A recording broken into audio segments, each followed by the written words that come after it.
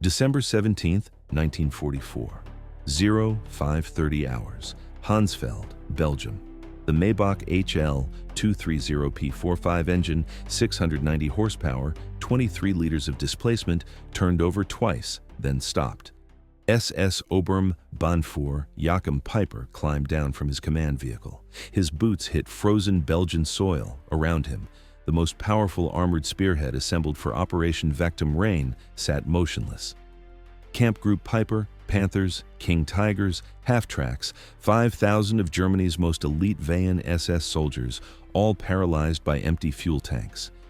The column stretched 10 meters through the Ardennes forest, engines cooling, metal contracting in the December air. Through the morning fog, Peiper could see the American position ahead, a supply depot for the U.S. 99th Infantry Division. If you're interested in how wars are actually decided by logistics, math, and doctrine, subscribe now, turn on notifications, and stay tuned for more in-depth World War analysis. Let's continue. The Americans had fled so quickly they'd left fires still burning in oil drums, coffee still hot in metal cups, and there, lined up in the gray light, stood rows of olive-drab jerry cans, thousands of them. Peiper approached. An adjutant pried open a can, high-octane gasoline. American 50,000 gallons. For a German commander who measured fuel by the liter, this was a miracle. But miracles in industrial warfare are a form of mathematics, and the mathematics were about to reveal something far worse than an empty tank. The problem was simple arithmetic. Kampfgruppe Peipers, objective the Meuse River, distance 65 meters, fuel allocated 31,000 grams, enough for 50 meters of combat operations. The deficit was built into the plan before the first engine started. A King Tiger consumed 2.5 gallons per mile in combat. In the steep frozen terrain of the Ardennes, that figure increased by 40%. A Panther burned 1.5 gallons per mile. The column had covered 20 meters from their starting position and consumed 40% of their fuel doing it. 2 days earlier, at the final briefing near Lausanne, General Sepp Dietrich had been blunt. "You will have enough fuel to reach the Meuse if you capture American supplies." This was not strategy. This was desperation formalized into operational planning. By December 1944, Allied bombing had reduced Germany's synthetic fuel production by 90%. The Luna Works, which had produced 175,000 tons of fuel in April, managed 5,000 tons by September. On the hydrogenation plants at Pulitz, Blackhammer, and Brix operated at less than 10% capacity. The Luftwaffe was grounding aircraft. Pilot training had been cut from 250 flight hours to 60. The German Navy's surface fleet had ceased operations. On the home front, the Gestapo investigated black market theft of individual leaders. Meanwhile, the United States produced 1.88 billion barrels of crude oil in 1944. Germany, including all synthetic production and captured Romanian fields, managed 33 million barrels, less than 2% of American output.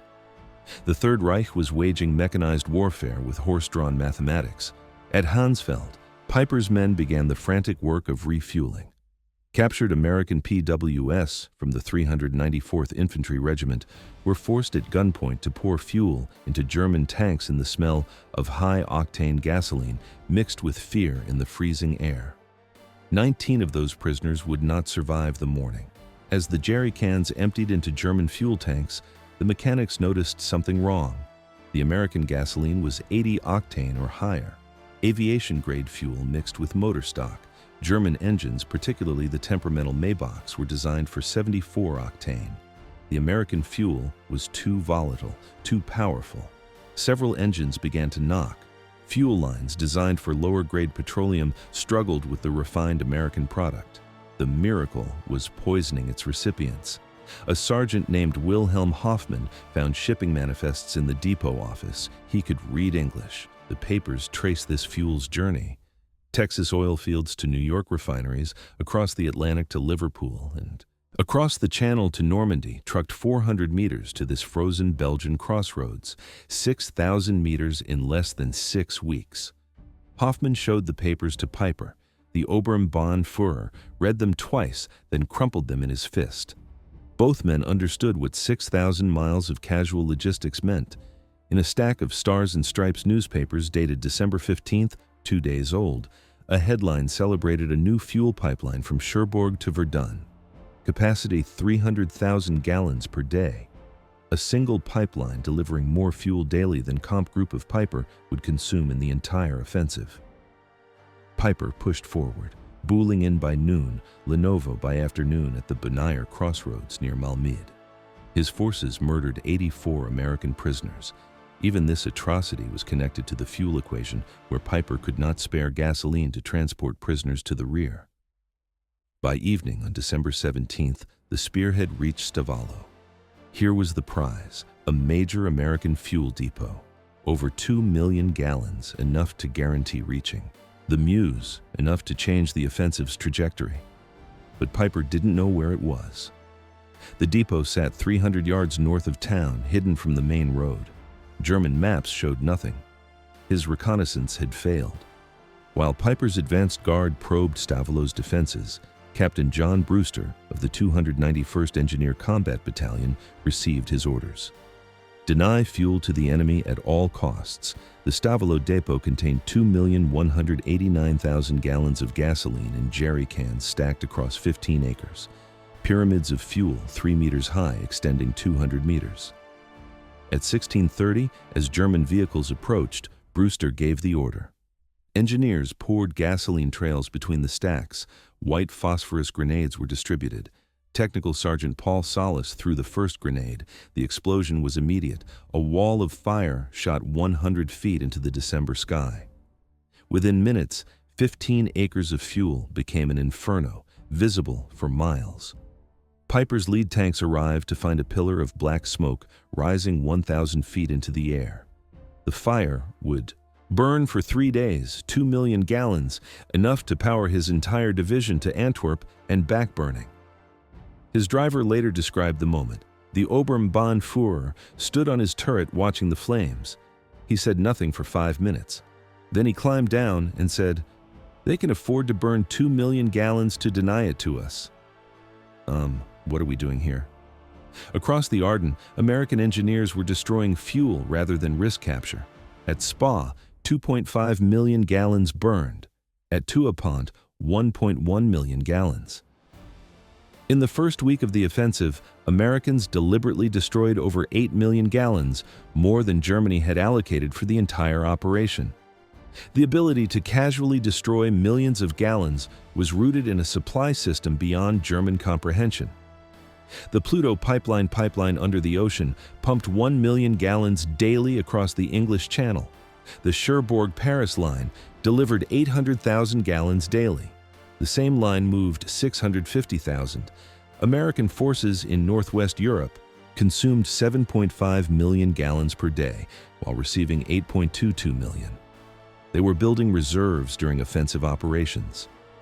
On December 18th, our Colonel James Sonder, Chief Logistics Officer for First Army, recorded in his daily report fuel receipts yesterday, 1,847,000 gallons. Fuel issued 1,623,000 gallons. Net gain to reserves 224,000 gallons.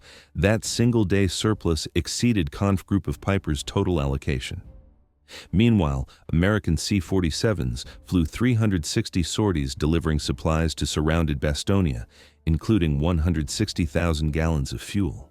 The Americans were flying more fuel to a besieged garrison than Peiper's entire force possessed. By December 21st, Kampfgruppe Peiper was surrounded at Leg. 39 tanks remained operational, but operational meant nothing without fuel. Perhaps 1,000 gallons remained, enough for one engagement or retreat, but not both.